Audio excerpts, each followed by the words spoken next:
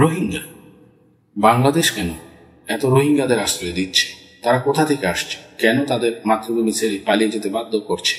এবং তারা কিভাবে বাংলাদেশ এসে পৌঁছেছে? বিশ্বের বৃহত্তর শরণার্থী জনগোষ্ঠীকে আশ্রয় দেওয়ার প্রভাব কি? বাংলাদেশ কতদিন রোহিঙ্গাদের আশ্রয় দিয়ে যাবে? আন্তর্জাতিক সম্প্রদায় কি বাংলাদেশকে কোনোভাবে সাহায্য করতে পারে? আজকের পর্বে এই প্রশ্নের উত্তর দেওয়া হবে। আপনাকে স্বাগত। বর্তমান রোহিঙ্গা সংকটের মূলে রয়েছে মিয়ানমারের রাখাইন রাজ্য। বর্তমান সংকট বোঝার জন্য রোহিঙ্গা জনগণের ইতিহাসের দিকে একবার নজর দেওয়া গুরুত্বপূর্ণ। অষ্টম শতাব্দীর দিকে আধুনিক মিয়ানমারের এই অঞ্চলে মুসলিম সম্প্রদায়ের বসবাস রয়েছে। মৌখিক ইতিহাস এবং কিছু একাডেমিক সূত্র অনুসারে রোহিঙ্গাদের পূর্বপুরুষরা দুটি পথ দিয়ে মিয়ানমারে এসেছিল। প্রথমত, তারা বর্তমানে দক্ষিণ ইরান এবং ইরাক থেকে থাইল্যান্ড এবং মালয়েশিয়া হয়ে অভিবাসিত হয়েছিল। দ্বিতীয়ত, কিছু লোক সপ্তম এবং অষ্টম শতাব্দীতে সরাসরি ভারত থেকে এসেছিল। এটাও বিশ্বাস করা হয় যে কিছু রোহিঙ্গা সেই সময় মুসলিমদের বংশধর, যাদেরকে 1500 এবং 1900 শতাব্দীতে পর্তুগিজ এবং ব্রিটিশ সাম্রাজ্য কর্তৃক দাস হিসেবে মিয়ানমারে নিয়ে আসা হয়েছে। তাদের উৎপত্তি যাই হোক না কেন, একটি বিষয় নিশ্চিত, রোহিঙ্গা জনগণ 1400 শতাব্দীর বেশি সময় ধরে মিয়ানমারে বসবাস করছে। দেশে তাদের গভীর সাংস্কৃতিক এবং ঐতিহাসিক শিকড় রয়েছে। মিয়ানমার সমাজের অবিচ্ছেদ্য অংশ হওয়া সত্ত্বেও রোহিঙ্গা জনগণকে দেশটির সরকার নাগরিকত্ব দিতে অস্বীকৃতি জানিয়েছে। এর ফলে রাষ্ট্রহীনতার সংকট দেখা দিয়েছে এবং রোহিঙ্গা জনগণকে জোরপূর্বক শ্রম, নির্বিচারে গ্রেপ্তার এবং নির্যাতন সহ রাষ্ট্রীয় পৃষ্ঠপোষকতায় নির্যাতন করা হয়েছে। 2017 সালে রোহিঙ্গা জনগোষ্ঠী আরাকান রোহিঙ্গা স্যালভেশন আর্মির আক্রমণের প্রতিক্রিয়া মিয়ানমারের সেনাবাহিনী রোহিঙ্গা জনগণের উপর নৃশংস দমন পীড়ন শুরু করলে পরিস্থিতি আরো খারাপ হয়। ফলস্বরূপ লক্ষ লক্ষ রোহিঙ্গা প্রতিবেশী বাংলাদেশে পালিয়ে যায় এবং পূর্ববর্তী সহিংসতার তরঙ্গ থেকে পালিয়ে আসা আনুমানিক 3 লক্ষ জনগণকে তাদের সাথে যোগ দেয়। সেই থেকে বাংলাদেশ বিশ্বের বৃহত্তর শরণার্থী জনগোষ্ঠীকে আশ্রয় দিচ্ছে, যেখানে বর্তমানে কক্সবাজারের 1.2 বিলিয়নের বেশি রোহিঙ্গা শরণার্থী বসবাস করছে। কিন্তু কেন কেবল রোহিঙ্গারাই বাংলাদেশে পালিয়ে আসছে? কেন মিয়ানমারের অন্যান্য জাতিগত সংখ্যালঘুরা নয়? কারণ রোহিঙ্গারা সম্ভবত মিয়ানমারের সবচেয়ে ঝুঁকিপূর্ণ জনগোষ্ঠী। ঐতিহাসিকভাবে তারা বিদেশি হিসেবে প্রান্তিক এবং কলঙ্কিত, যা তাদের শোষণ এবং নির্যাতনের সহজ লক্ষ্যবস্তুতে পরিণত করেছে। উপরন্তু রোহিঙ্গারা মূলত মুসলিম, যা সাম্প্রতিক বছরগুলোতে বৌদ্ধ জাতীয়তাবাদের উত্থানের কারণে তাদের আরো ঝুঁকিপূর্ণ করে তুলেছে। এই নিপীড়নের ফলে রোহিঙ্গারা বাংলাদেশ এবং মালয়েশিয়ার মতো প্রতিবেশী দেশগুলিতে নিরাপত্তা এবং আশ্রয়ের সন্ধানে তাদের বাড়িঘর ছেড়ে পালিয়ে যেতে বাধ্য হয়েছে। মুসলিম সংখ্যাগরিষ্ঠ দেশ এবং শরণার্থীদের প্রতি আতিথেয়তার দীর্ঘ ঐতিহ্য থাকা বাংলাদেশ রোহিঙ্গাদের উন্মুক্তভাবে স্বাগত জানিয়েছে।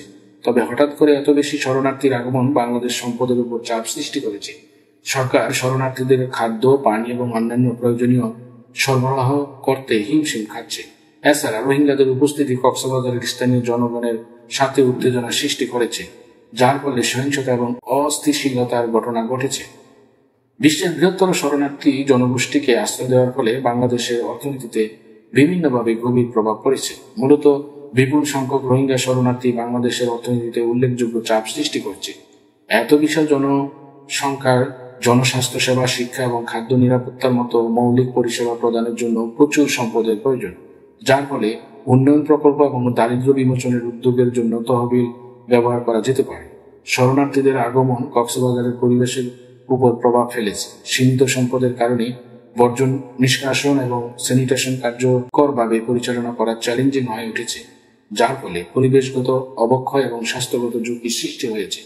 উপরন্তু রোহিঙ্গাদের থাকার ব্যবস্থা করায় প্রয়োজনীয়তার কারণে ভূমি সম্পদের উপর চাপ বৃদ্ধি পেয়েছে, যা স্থানীয় জীবিকা এবং সম্পদের প্রাপ্যতাকে প্রভাবিত করেছে।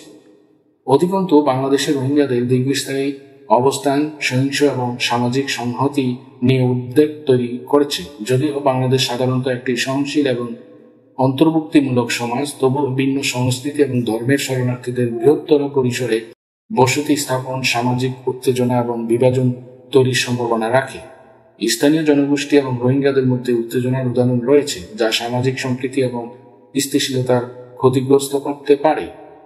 রোহিঙ্গা সংকটের ফলে কেবল অর্থনীতি, পরিবেশ এবং সামাজিক ক্ষতিগ্রস্ত হয়নি, বরং বাংলাদেশের নিরাপত্তা পরিস্থিতি ক্ষতিগ্রস্ত হয়েছে।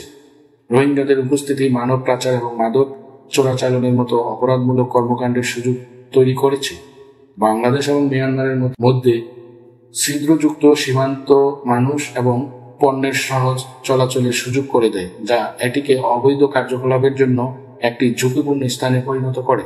এছাড়া রাখাইন রাজ্যের নিরাপত্তা পরিস্থিতি, যেখান থেকে অনেক রোহিঙ্গা এসেছে, এখনো অস্থিতিশীল। এই অঞ্চলে চলমান সংঘাত এবং উত্তেজনা রয়েছে, যা বাংলাদেশে ছড়িয়ে পড়েছে, যা নিরাপত্তা ঝুঁকি তৈরি করছে।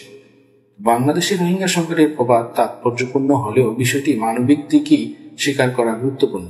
রোহিঙ্গা শরণার্থীরা মিয়ানমারে নিপীড়ন এবং সহিংসতার শিকার হয়ে পালিয়ে এসেছে এবং তাদের সাহায্যের তীব্র প্রয়োজন। বাংলাদেশ নিজস্ব চ্যালেঞ্জ থাকা সত্ত্বেও এই মানুষের আশ্রয় দিয়ে অসাধারণ উদারতা এবং সহানুভূতি দেখিয়েছে। তাহলে রোহিঙ্গা সংকট মোকাবেলা এবং বাংলাদেশের উপর এর প্রভাব কমাতে কি করা যেতে পারে? প্রথমত, রাখাইন রাজ্যের সংঘাতের শান্তিপূর্ণ সমাধানের জরুরি প্রয়োজন। এর জন্য মিয়ানমারের সরকার এবং রোহিঙ্গা সম্প্রদায়ের মধ্যে সংলাপ এবং পুনর্মিলন আয়োজন, যাতে সংকটের মূল কারণগুলো সমাধান করা যায়। জাতিসংঘের মতো আন্তর্জাতিক সংস্থাগুলোকে এই আলোচনাগুলোকে সহজতর করতে এবং একটি শান্তিপূর্ণ ফলাফল নিশ্চিত করতে গুরুত্বপূর্ণ ভূমিকা পালন করতে হবে। দ্বিতীয়ত, আন্তর্জাতিক সম্প্রদায়কে রোহিঙ্গা সংকট তৈরিতে ভূমিকা রাখার জন্য মিয়ানমারকে জবাবদিহি করতে হবে। জাতিসংঘের নিরাপত্তা পরিষদের উচিত রোহিঙ্গাদের উপর সহিংসতা এবং নিপীড়নের জন্য দায়ী ব্যক্তি বা সংস্থার উপর লক্ষ্যবস্তু নিষেধাজ্ঞা আরোপ করা। দ্বিতীয়ত, রোহিঙ্গা শরণার্থীদের জন্য টেকসই সমাধান প্রচারের জন্য একটি সম্মিলিত প্রচেষ্টা চালানো উচিত। এর মধ্যে রয়েছে মানবিক সহায়তা প্রদান এবং বাংলাদেশের অভ্যন্তরে স্বনির্ভরতা এবং স্থানীয় একীকরণের উপর দৃষ্টি নিবন্ধন করে এমন উদ্যোগগুলোকে সমর্থন করা। অবশেষে আন্তর্জাতিক সম্প্রদায়কে ধর্মীয় অসহিংসতা এবং বৈষম্য সহ রোহিঙ্গা সংকটের মূল কারণগুলো সমাধানের জন্য কাজ করতে হবে। আন্তঃধর্মীয় সংলাপ এবং বোঝাপড়ার প্রচার মিয়ানমার এবং বাংলাদেশে আরও সহনশীল এবং অন্তর্ভুক্তিমূলক সমাজ গঠনে সহায়তা করতে পারে। পরিশেষে, রোহিঙ্গা সংকট একটি জটিল এবং বহুমুখী সমস্যা, যার গভীর ঐতিহাসিক শিকড় মিয়ানমারে রয়েছে। বিশ্বের বৃহত্তর শরণার্থী জনসংখ্যাকে আশ্রয় দেওয়ার ফলে বাংলাদেশের সম্পদের উপর উল্লেখযোগ্য চাপ পড়েছে এবং সরকার পর্যাপ্ত সহায়তা এবং পরিষেবা প্রদানে হিমশিম খাচ্ছে। এই সংকটের প্রভাব অর্থনীতি, পরিবেশ, সমাজ এবং নিরাপত্তা সহ বাংলাদেশের জীবনের বিভিন্ন দিকে বিস্তৃত। যদিও বাংলাদেশ রোহিঙ্গাদের আশ্রয় দিয়ে অসাধারণ উদারতা এবং সহানুভূতি দেখিয়েছে, আন্তর্জাতিক সম্প্রদায়কে অবশ্যই দায়িত্ব ভাগ করে নিতে হবে। সংকট সমাধানের জন্য রাখাইন রাজ্যে সংঘাতের শান্তিপূর্ণ সমাধান খুঁজে বের করার জন্য মিয়ানমারকে তার কর্মকাণ্ডের জন্য জবাবদিহি করতে, শরণার্থীদের জন্য টেকসই সমাধান প্রচার করতে এবং ধর্মীয় অসহিংসতা ও বৈষম্য মূল কারণগুলো মোকাবেলা করার জন্য সম্মিলিত প্রচেষ্টা প্রয়োজন। কেবলমাত্র সহযোগিতামূলক পদক্ষেপের মাধ্যমে আমরা রোহিঙ্গা সংকটের স্থায়ী সমাধান খুঁজে পেতে এবং বাংলাদেশের উপর এর প্রভাব কমাতে আশা করতে পারি। এখন দেখা যাক রোহিঙ্গা এবং বাংলাদেশকে সহায়তা করার জন্য আমরা কি করতে পারি। আমরা রোহিঙ্গা সংকট সম্পর্কে নিজেদেরকে শিক্ষিত করে এবং আমাদের সম্প্রদায়ের মধ্যে সচেতনতা বৃদ্ধি করে শুরু করতে পারি। ঐতিহাসিক প্রেক্ষাপট, বর্তমান পরিস্থিতি এবং এই সংকটের পেছনে অবদান রাখায় বিভিন্ন কারণগুলি বোঝা গুরুত্বপূর্ণ। জনসচেতনতা বৃদ্ধির মাধ্যমে আমরা সহানুভূতি তৈরি করতে পারি এবং রোহিঙ্গাদের প্রতি সমর্থন জোগাড় করতে পারি। দ্বিতীয়ত, আমরা রোহিঙ্গা শরণার্থীদের মানবিক সহায়তা প্রদানের জন্য মাঠে কাজ করা স্বনামধন্য সংস্কৃতিগুলোকে সমর্থন করতে পারি এবং সংস্থাগুলো প্রায়শই স্বাস্থ্যসেবা, শিক্ষা এবং খাদ্য নিরাপত্তার মতো প্রয়োজনীয় পরিষেবা প্রদানের সাথে জড়িত। এই সংস্থাগুলোকে অনুদান দিয়ে আমরা রোহিঙ্গাদের দুর্দশা লাঘব করতে এবং তাদের মৌলিক চাহিদাগুলোকে সমর্থন করতে সাহায্য করতে পারি। তৃতীয়ত, আমরা আমাদের নির্বাচিত কর্মকর্তা এবং নীতি নির্ধারকদের সাথে যোগাযোগ করতে পারি, যাতে আমরা রোহিঙ্গা সংকটের বিষয়ে পদক্ষেপ নিতে উৎসাহিত হয় এরকম কাজ হয়। এর মধ্যে আমাদের প্রতিনিধিদের সাথে যোগাযোগ করা, অ্যাডভোকেসি প্রচারণায় অংশগ্রহণ করা বা সংঘাতের শান্তিপূর্ণ সমাধানের জন্য উদ্যোগগুলোকে সমর্থন করা অন্তর্ভুক্ত থাকতে পারে। চতুর্থত, আমরা আমাদের নিজস্ব সম্প্রদায়ের মধ্যে আন্তঃসাংস্কৃতিক সংলাপ এবং বোঝাপড়া প্রচার করতে পারি। বিভিন্ন সংস্কৃতি এবং ধর্মের লোকদের সাথে জড়িত হয়ে আমরা স্টোরি টাইপগুলোকে চ্যালেঞ্জ করতে পারি। সহানুভূতি বৃদ্ধিকরণ এবং বোঝাপড়ার সেতুবন্ধন তৈরি করুন। এটি আরও সহনশীল এবং অন্তর্ভুক্তিমূলক সমাজ তৈরি করতে সাহায্য করতে পারে, যা বৈচিত্র্যকে মূল্য দেয় এবং মানবাধিকারকে সম্মান করে। পরিশেষে আমরা এমন ব্যবসা এবং উদ্যোগগুলোকে সমর্থন করতে পারি যারা নীতিগত এবং টেকসই উৎসের প্রতি প্রতিশ্রুতিবদ্ধ। ন্যায্য শ্রম, অনুশীলন এবং পরিবেশগত স্থায়িত্বকে অগ্রাধিকার দেয় এমন কোম্পানিগুলো থেকে পণ্য এবং পরিষেবা নির্বাচন করে আমরা পরিবেশ রক্ষার জন্য পাশাপাশি রোহিঙ্গা এবং স্থানীয় সম্প্রদায়ের অর্থনৈতিক কল্যাণে অবদান রাখতে পারি। আমরা আশা করি আপনি আজকের ভিডিওটি উপভোগ করেছেন। যদি দেখে থাকেন তাহলে দয়া করে লাইক বাটনটি টিপুন এবং আরো অন্তর্দৃষ্টিমূলক কন্টেন্টের জন্য আমাদের চ্যানেলটি সাবস্ক্রাইব করুন। আপনার সমর্থন আমাদের গুরুত্বপূর্ণ বৈচিত্র্য বিষয়গুলোকে মানসম্পন্ন ভিডিও তৈরি চালিয়ে যেতে সহায়তা করে। দেখার জন্য ধন্যবাদ এবং আমরা পরবর্তী ভিডিওতে আপনার সাথে দেখা হবে সেই প্রত্যাশায়। আল্লাহ হাফেজ।